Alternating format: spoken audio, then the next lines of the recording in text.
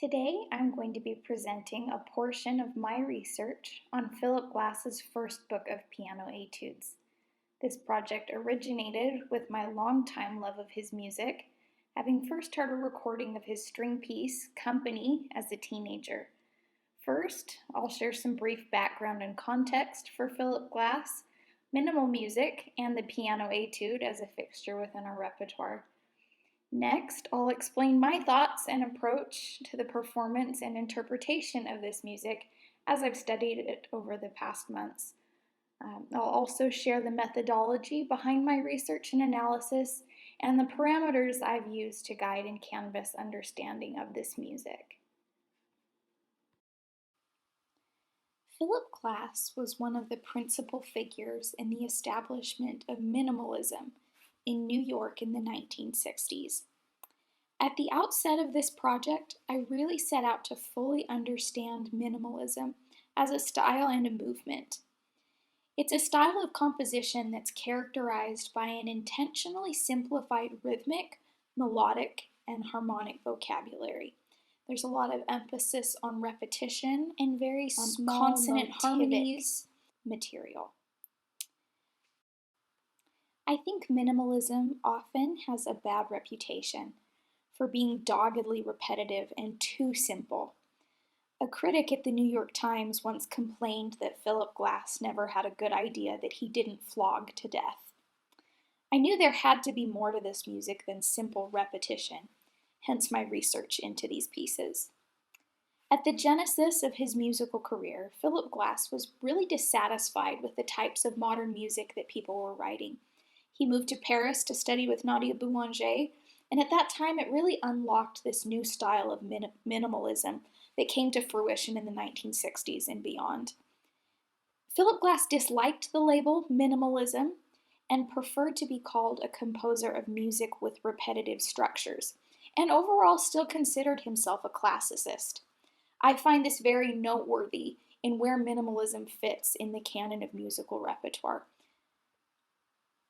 I'm going to share a quote directly from Philip Glass's biography that I feel communicates exactly the way one should approach his music and what he thinks of his own music. It says that much of his work is based on the extended reiteration of brief, elegant, melodic fragments that weave in and out of an aural tapestry. Or, to put it another way, it immerses a listener in a sort of sonic weather that twists, turns, surrounds, and develops. End quote. There is obviously much more to this music than repetitive structures, and to approach it assuming that it's too simple or minimal, I believe does the complexity of the composition a disservice.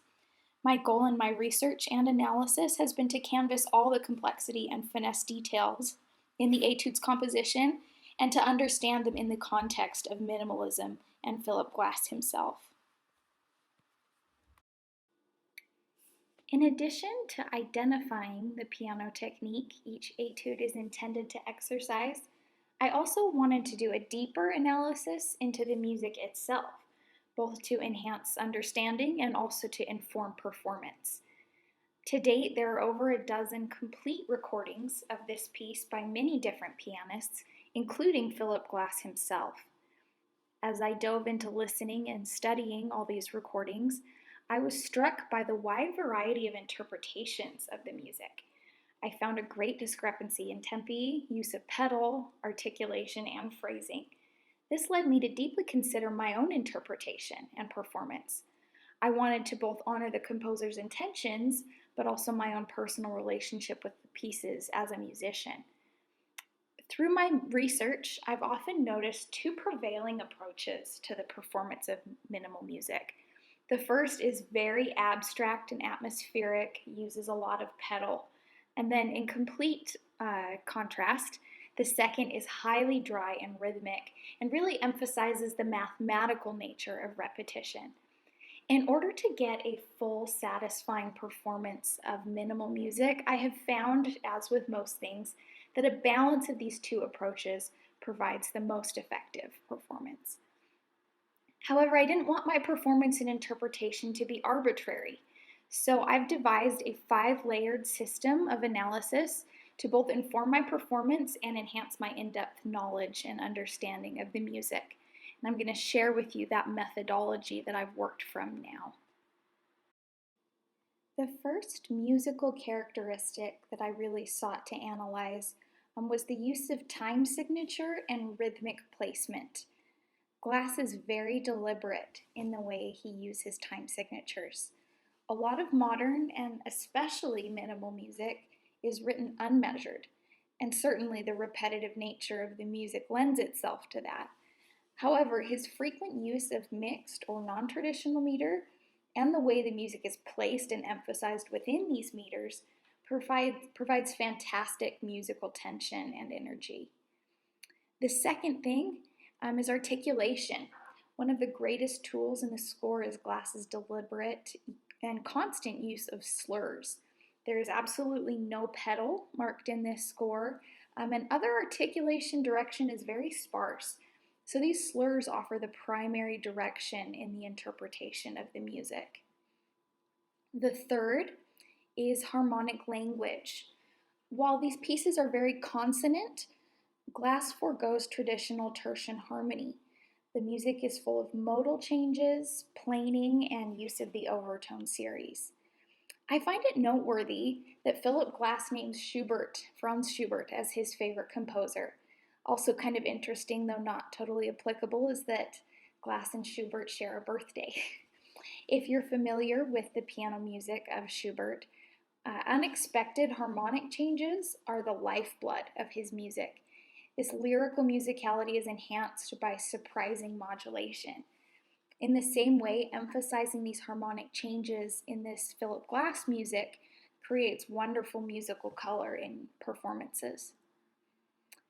The fourth characteristic that I sought to understand and analyze is large-scale repetition scheme and form.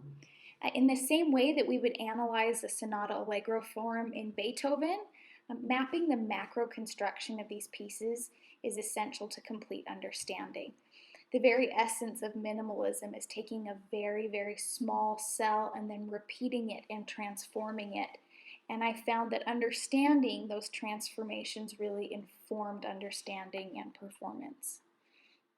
Then the last was the contour of melodies. Obviously, often our emphasis in minimal music is focused more sharply on rhythm and repetition. I also sought to identify and understand all the melodies in these etudes, or the small pieces of the rhythm that formed sub-melodies. And I wanted to make sure that they were given appropriate direction in their context within the music. Now, because of the highly detailed nature of this project and my analysis, it would be impossible to digest or even enjoy the music in this setting if I shared every part of it. So I'll share brief salient information about each of the first 5 etudes in the set, then I'll perform them, then I'll come back and share information on the next 5 and then perform them, so that you will know what you're listening for, but also I find these etudes are most successful when played as sets, so hopefully we can satisfy both things with this approach. As you can see from the score on the screen, Etude number 1 tests consistent repeated triplets in both hands and works the pianist's ability to have both hands move together in perfect evenness. These triplet sections are juxtaposed with melodic interjections that change rhythmically and texturally each time they return. The challenge here is both to shape the melodic line and also to highlight the textural changes in each iterations throughout the etude. You can see on the second slide the melody in the score on the left and then the changes in the melody in the 2 on the right. Etude number 2 is an interesting study in the musical implications of meter and time. It's a slow etude with a very simple, subdued melody. You may even categorize it as a motive instead of a melody. It's so small and simple. Philip Glass alternates between measures in 4/4 and 7/8, adding kind of an extra beat and mixing the meter Emphasizing the strong beats in those time signatures really infuses what would otherwise be a rather stagnant musical motive with a subtle groove that feels quite jazzy. In addition, the way that he slurs them really suggests to the pianist to put emphasis on the bottom notes, and you'll see that in the score on top. And really emphasizing the bottom note in the figuration highlights those rhythmic changes from the 4/4 to the 7/8. In addition to this rhythmic interest, the other voice in the etude is comprised of bell tones that use the overtone series, which is an interesting harmonic observation. The third etude is in 3/4 and contains constant driving eighth notes. The slurring in this etude is where the real challenge is presented. The piece alternates between 3 beats of 2 and 2 beats of 3. I've opted in my performance to use the pedal to help highlight these differences. You'll hear a more slurred, connected approach to the 3s and a more dry approach to the 2s. If you look at the sample that's up on the screen, I chose a section from the piece that really highlights this mixed meter between 2 and 3, and you can see the pedal markings where I've opted to emphasize those rhythmic changes. The fourth etude really is a continuation of the concepts introduced in number 3, just in a different tempo and mood, which makes sense since one of Philip Glass's approaches was to explore different tempi. 3 is very exuberant, where 4 has more mystery and more melodic interest. So in addition to sorting out the rhythmic complexity, then it's married with a well-shaped melodic line. As you can see from the examples up on the slide, etude number 4 is really a champion of the hemiola. In the top example, you can see the alternation between groups of 2 and groups of 3. In the second example, you can also see where groups of 4 eighth notes are grouped together and then go over the bar in the time signature. Really emphasizing the bottom notes of these groupings is the way that I've found best emphasizes the rhythmic interest in the etude. The final etude in our first half, I like to think of as the slow movement of the set. It falls right in the middle. It is very extended and pensive and extremely beautiful. It's one of my favorites of the entire piece. It's in this etude that a macro understanding of form and construction is really important. There's 3 unique sets of material. So you'll see on the slide, the top example shows this opening left hand motive that's presented first. Now this motive continues through the entire etude underneath the material that comes next and is a constant motor underneath everything, which would be expected in a minimal piece. The second example underneath shows this rising melodic line that is presented in octaves. It is very slow moving with very slow harmonic change, but really making sure that that is connected and has direction, I think is one of the principal challenges of this etude. Here on the left side of the slide, we have the third piece of material, which is a slow-moving, simple chorale-like melody.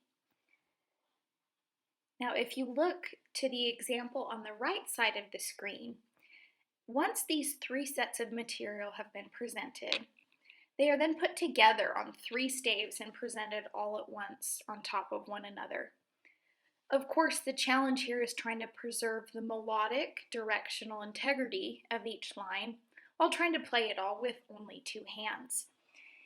This etude is deceivingly simple and slow, but I find the musical challenges of this final section of the 5th etude present one of the biggest challenges of the entire set of pieces.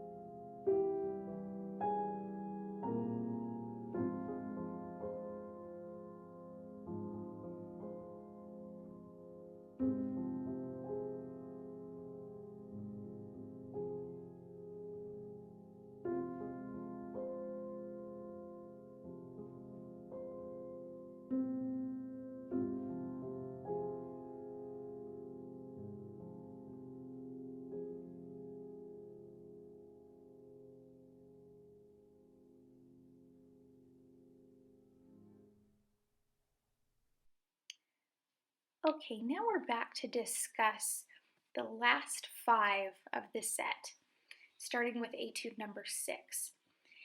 Etude number 6 is arguably the most technical of the 10. It's another that contains constant eighth notes and a lot of large jumps. This one also contains one of the more complicated rhythmic juxtapositions in the whole set, and that's this section that you'll see up on the slide. The right hand plays triplet ascending scales as the left hand plays eighth notes in a common 3 against 2 pattern, which by itself isn't too much of a technical challenge. However, the right hand's ascending scales are only 5 notes, creating an offset in the triplets that produces a very exciting, jazzy effect.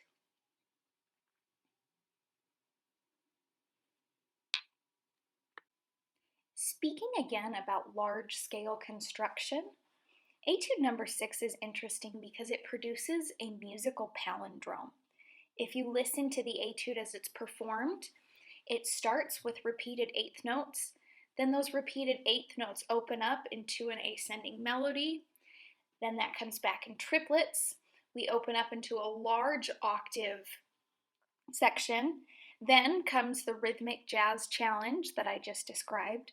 We go back to the large octaves, then back to triplets, then back to the ascending scale, then back to the single eighth notes. So it creates a very interesting blossoming of music where it opens up and becomes more and more exciting, coming to its apex with that rhythmic challenge, and then closes back down to single notes. I like to think of number 7 as the theme and variations of the set. You'll see on the left side of the slide the theme, and then stacked on the right are the 5 different textural iterations of this same harmonic sequence. Now, speaking of the harmonic sequence, etude number 7 presents some of the richest harmonic interest in the set. It shifts between A minor and A flat major, and it produces that major-minor shift back and forth that Philip Glass likes so much, and it really becomes an identifying harmonic feature in a lot of his music. There's also sort of a feeling of downward planing that gives it an impressionist feel as well, and the slow tempo also contributes to that feeling. As you can see in the examples on the right, Glass explores changing the position of the melody. He explores back and forth chords and triads. He adds some rhythmic interest in the left hand with a hemiola, and then also explores the use of trills. So we get a lot of different textures here in these variations, which of course was one of his purposes. Etude number 8 is certainly the most melodic of the set. In fact, there's a cadence toward the beginning that sounds like it could be straight out of a Beatles song. The influence of his modern life in New York is very evident in this etude, and it sounds more like a pop song sometimes than it does like a minimal etude. And I find it an interesting change in texture from the rest of the set. The opening 4 measures, as you'll see in the example on the slide, repeat back and forth this same eighth note pattern. And at first it felt very repetitive to me and completely out of context with the rest of the etude. I couldn't understand how I was supposed to make this fit and not sound ugly. And the rhythmic approaches that I have talked about in some of the previous etudes didn't seem to produce the effect that I was hoping for. As I studied deeper, the melodic nature of the rest of the etude informed the way that I approached these first measures. And when I really focused on the melodic direction and the downward movement into the opening melody, they started to make a lot more sense. So it's just an example of how this multi-layered approach to the music has really helped me make sense of things that were otherwise kind of abstract. Etude number 9 is a really intense rhythmic exercise. It's in 5/4, and as you can see from the example, the eighth notes are grouped in 2s, then in 4s, and then in 3s. And this is a consistent pattern all the way through the etude. He really gives you a chance to get into the groove with this rhythm, and then repeats it over and over and over to add to the energy. Really careful pedal is the key to making this rhythm successful. It's really easy to make it too muddy, and then you lose that energy. I personally opted to pedal with each new set to really highlight the change. So as you can see in the music, every bottom C, I wanted to make sure that I lifted the pedal and cleared the sound to make sure that I was really highlighting these changes. As you can see in the second line of this example, in between these challenging rhythmic recurring sections, Philip Glass uses repeated chords to kind of create contrast. These chords also produce a really interesting hemiola. So the entire piece is just one big rhythmic challenge that really keeps the listener curious about where the beat falls and what's coming next. And finally, etude number 10 is a true perpetual motion etude. The accompaniment that you see in that opening line doesn't change through the entire etude. It doesn't even change pitch. You'll see it switch between the right hand and the left hand. This is also the fastest tempo of the set and is truly a test of stamina and evenness in the fingers in fast playing. In studying this etude, one can certainly understand Philip Glass's desire to write music that would test his own playing.